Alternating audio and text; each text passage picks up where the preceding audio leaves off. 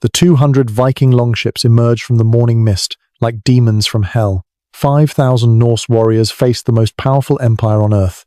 Yet within 6 weeks, they had Constantinople, the impregnable city that had never fallen, begging for mercy. This is how barbarians from the frozen north brought Rome to its knees. Picture this.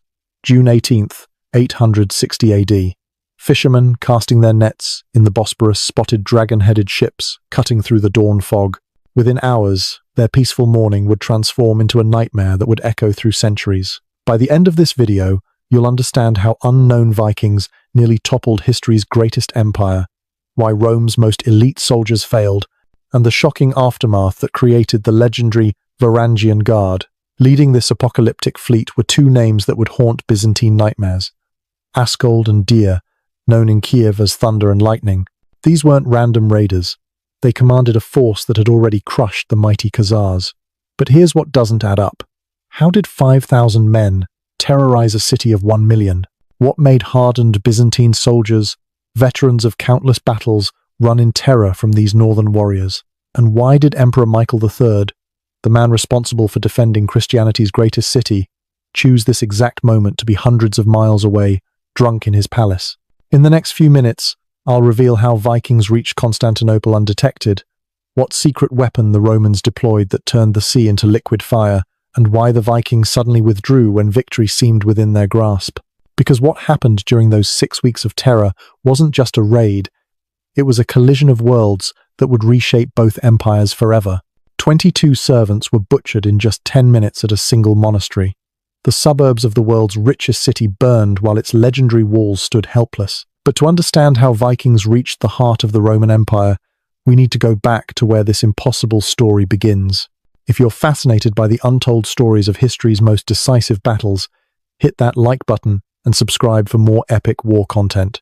Ring the notification bell to never miss another story of courage, chaos, and conquest.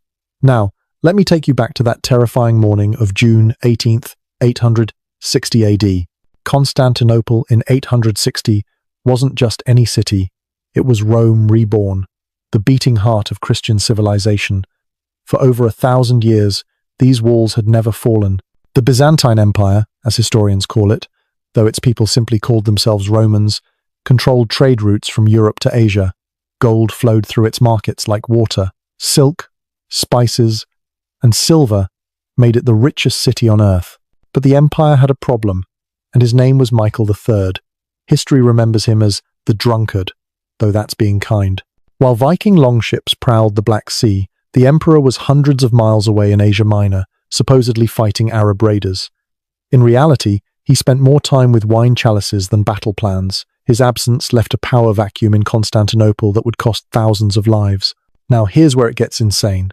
The attackers weren't even proper Vikings, at least not anymore. The Rus, as the Byzantines called them, were Swedish Vikings who had conquered Slavic tribes along the Dnieper River. Think of them as Vikings 2.0. They kept the legendary Norse fighting skills but added Slavic numbers and hunger for Byzantine gold. Their leaders, Askold and Dir, ruled from Kiev, a strategic stronghold that controlled the river route from Scandinavia to the Black Sea. The spark that lit this inferno? A trade dispute. Byzantine merchants had been squeezing Rus's traders, demanding higher taxes, restricting access to Constantinople's markets. For warriors who measured worth in silver and silk, this was an insult that demanded blood.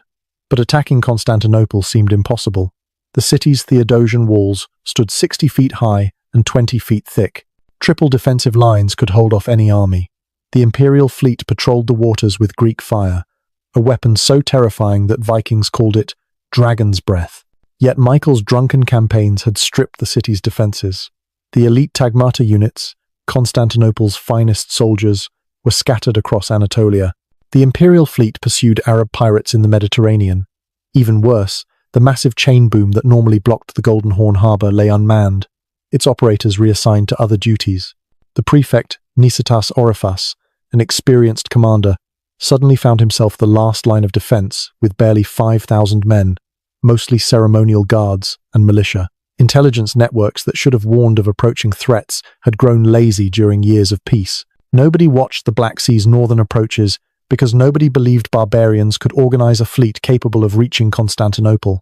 This arrogance would cost them dearly. As spring turned to summer in 860, Askold and Deer assembled the largest Russ's fleet ever seen. 200 longships, each carrying 25 to 100 warriors, prepared for a journey that would either make them legends or corpses. On June 17th, Byzantine fishermen noticed strange sails on the horizon. They assumed it was a trading fleet. After all, who would dare attack the Queen of Cities? By dawn the next day, that assumption would turn the Bosporus red with blood.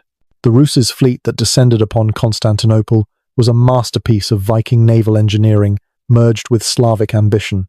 200 drukars, dragon ships, carved through the Black Sea in perfect formation. Each vessel was a weapon in itself. Shallow draft for river navigation, yet sturdy enough for open ocean, with the iconic dragon-head prow that struck terror into enemies' hearts. These ships could beach anywhere, turning any shoreline into a potential battlefield. Leading them was Askold, already legendary as the slayer of Khazars after crushing that steppe empire's river fortress. Warriors spoke of him cleaving through 3 men with a single axe swing. Beside him ruled Deer, known as the Silent Blade for his habit of killing without warning. Where Askold was rage and thunder, Deer was calculated death. Together, they commanded between 5,000 and 20,000 warriors. Chronicles differ, but even the lowest estimate meant catastrophe for Constantinople. But here's the detail historians don't want you to know. These weren't just raiders.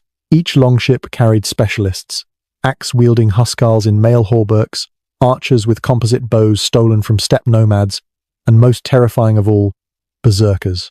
These warriors, dedicated to Odin, worked themselves into battle fury that made them immune to pain. Byzantine chronicles describe them biting their shields, howling like wolves, cutting down armored soldiers like wheat.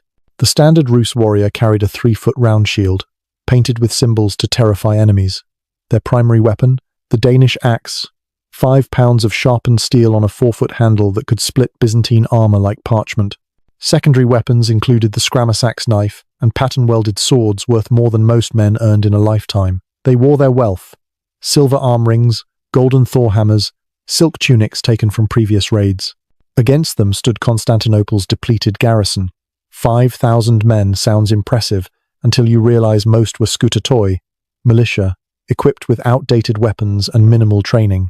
The real defenders numbered fewer than 1,000.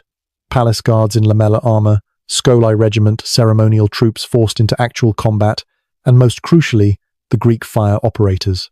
These technicians guarded the empire's most devastating secret, a flammable liquid that burned on water, impossible to extinguish, hot enough to melt iron.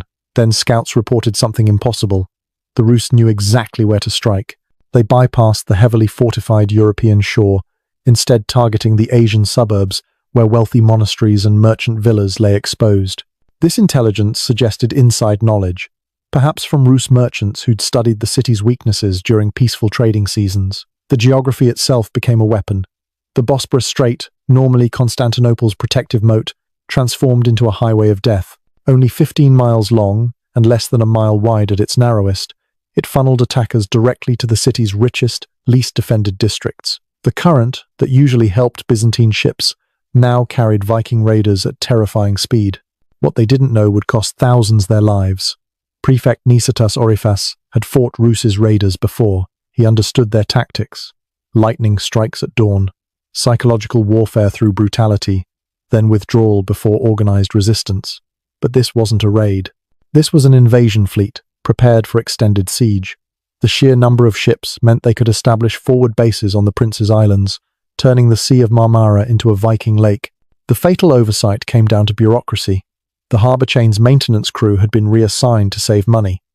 The early warning beacon system hadn't been tested in years. Most damaging of all, the dromons, warships carrying Greek fire projectors, were scattered across the Mediterranean instead of guarding home waters. Constantinople's greatest strength, its assumption of invincibility, had become its greatest weakness. As dawn broke on June 18th, a fisherman named Theophilus became the first to spot dragon prows emerging from morning mist. His screams would begin 6 weeks of unprecedented terror. Within 1 hour, the suburbs would burn. Within 6 hours, the killing would begin. As dawn broke on June 18th, hell came to Constantinople. Dawn, June 18th, 860 AD. The first dragon prow cut through morning mist at exactly the moment Byzantine fishermen pulled up their nets. What followed next shocked even hardened warriors. The Rus's fleet moved in perfect synchronization, a wedge of death aimed straight at Constantinople's Asian suburbs.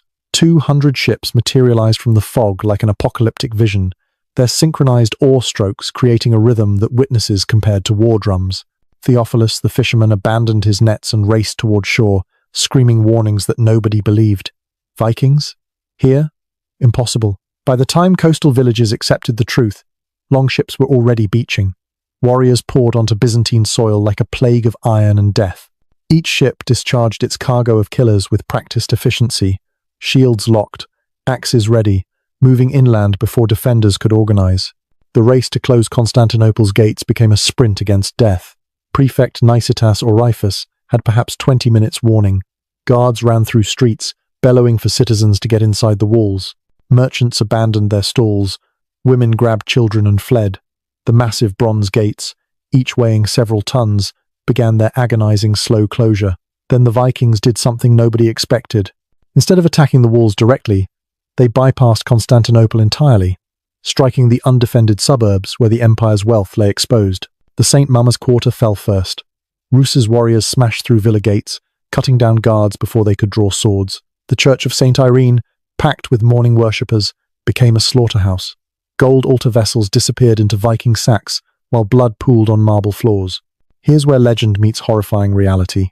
Patriarch Ignatius had sent 22 servants to prepare his suburban palace for a religious festival. They were arranging flowers when Vikings burst through the doors. What followed wasn't combat. It was systematic execution.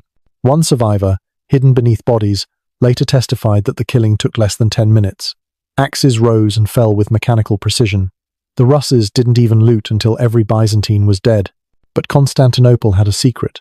As Vikings ravaged the suburbs, Greek fire crews prepared their weapons. These weren't ordinary soldiers. They were technicians who guarded the empire's most classified military secret. The formula for Greek fire was so protected that operators swore death oaths. Even today, historians